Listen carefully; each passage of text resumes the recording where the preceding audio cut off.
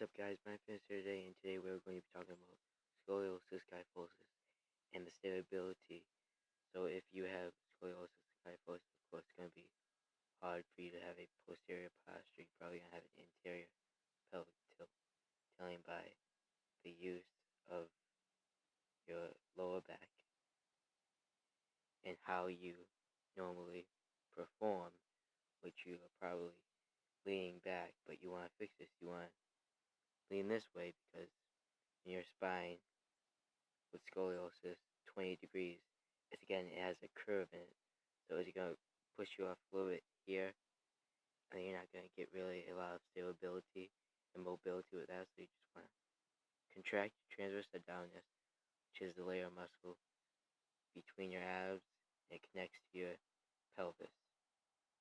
And it has to go along with transverse extension. It controls flexing, contracting, and balancing, and trying to stay mobile, on your Achilles tendon. So the first thing we have to do is get into posterior posture. Like I said, posterior pelvic tilt instead of anterior pelvic tilt. And why is anterior back? Because it's leaning back. And again, that's going to affect getting herniated discs, pinched nerves, and it's going to affect your thoracic vertebrae and your lumbar vertebrae and your cervical vertebrae, which is in the bone anatomy, the back of your thoracic, cervical, and then your lumbar spine. And that's the most important one because herniated discs and hernias, again, could be caused from this if we don't watch it, because this illness is pretty common within a lot of people who have muscle restrictions where they can't use their lower back that much and their thoracic vertebrae that much. You have the pressure from the spine curving, and down it goes straight. So again, it's going to be hard because you're going to be like flopping around. You're going to be trying to stay stable, and you're not going to have that much of a good contraction and balance. So what I recommend is for you to, of course, protract, have transverse extension, which means transverse protraction. Want to extend body as you contract the transverse abdominis. Now this is going to help it. It's going to help you be stable in posterior posture. It's going to help you have a less chance of getting stenosis, narrowing of the spinal canal.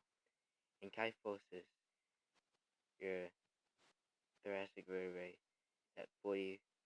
In some severe cases, it's at 65. Can range from 70. I've read many studies on it, and it's pretty bad. But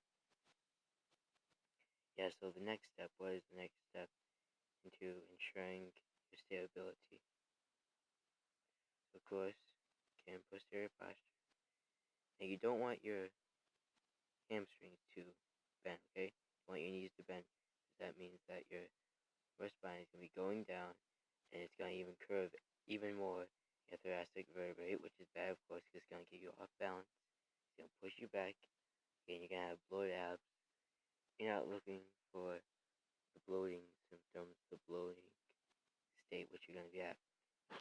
But what you're looking for is to actually increase your performance of doing exercises. And I could compare this to one of my resistant band exercises that I've created. So it stays stable. Exhale. Inhale properly. Make sure that you contract. Do not protract your hamstrings. Again, this is going to give you off balance. You just want to contract your glutes. You want to stay stable, because if you don't, you're going to have a lot of problems. And again, as they say, this is a really good way of ensuring that your posture is healthy and that you're not leaning back and getting all of these illnesses and having back problems, your thoracic spine. Because I know the lower back is one of the weakest muscles in the body. The glutes is actually the weakest, but it goes up from the sciatic nerve. The sciatic nerve starts from the glute, goes up from your lumbar vertebrae to your cervical vertebrae to your thoracic vertebrae. So what I'm going to talk about now is your hips, of course.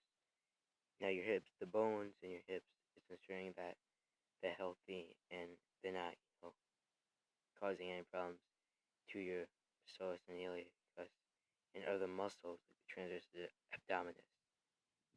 And why do bones matter so much?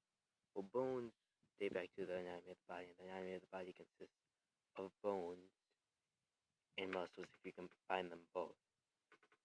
And why do bones really matter? Because that's the thing that's supporting your muscle on top of that, making sure that you don't break, fracture anything. Make sure you don't get non-unions, delay unions, malunions, in which a non-union is where you have an adequate amount of blood supply stability, and delay union is when you have an adequate amount of blood supply and stability. Malunion is when your fracture or breakage in your bone is healed. And now this can relate to your tibia, femur, fibula, relate to your ulna, radius, metacarpal, phalanges, tarsals, metatarsals. The thing about this exercise, of course, make people lean back and elevate your scapulae, which is right here, and your atlas is right here. That's a bone in your neck. It's going to compress, and then you're going to get an uneasy feeling, and you're really not going to be able to control your posture at that point because you're going to keep trying to get your head up and stop compressing it, but again, it's going to get sore, and you're going to want to keep giving out, but you don't want that to happen because, of course, you're going to be damaging your levator scapula. And again, that's really major, but talk about the pubis now. The pubis is right here, along with your mandible is right here, your pelvic girdle, and that's one of the main things in this exercise, that you want your pelvic girdle to line up with the rest of your body, your transverse abdominis, your rectus abdominis, which is right here. And the last part I want to stress, so I'm going to label the next part. So the pubis is ischium. We have the coccyx and the sacrum in here too. And of course your psoas and iliacus. But again, all of this is making sure that you have good posture. Your bones are not leaning back and affecting other bones. Like if you were to lean back with your hamstrings, it's going to affect your thoracic vertebrae. And of course, your body is linked to all of these muscles and bones, and that's what makes it so interesting when I study this subject, is that it all comes together. You can see the parts, you can see how it relates to the next part, how the hip anatomy relates to the upper anatomy, which includes the humerus, as I say in other videos, supraspinatus, brachiolis, bursa, and subscapularis. Of course, your labrum, as I said, and humeral head, which is really critical to know. But again, guys, just before I end this video, I'm going to give you a few suggestions of what to do. So, some exercises. Here, resistant band. Again, you want to stay in posterior posture. You want to exhale, inhale. As you're doing this, you can doing a bicep sort of core, curl, but not with a dumbbell or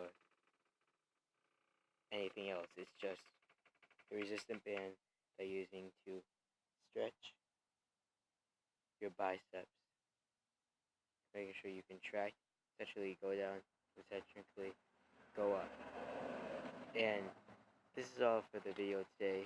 If you want me to do any more videos about scoliosis or kyphosis, I'm willing to do it. leave that in the comment section below. And just want this video to, again, be on too long. So, bye guys. Bye, so.